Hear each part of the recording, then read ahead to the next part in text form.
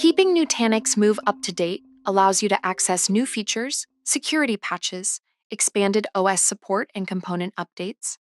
There are two ways to update Move. Perform an automated upgrade if your Move VM has internet access, or a manual upload if the VM is offline. For an automated update, click the Settings gear icon at the top right of the screen and select Upgrade Software. In the Upgrade dialog box, the latest available version and release notes will be displayed automatically. Click on the upgrade and begin the process, which may log you out upon completion. Now let's do a manual upload. Access the Nutanix Support and Insights portal to download the latest Move upgrade package. Once downloaded, unzip the file to extract the package contents. Then, back in Move, click the Settings icon and select Upgrade Software. Now click on Upload the binary and choose Binary. Then, select your upgrade file. Click Open and then Upgrade. Move will now start the upgrade process.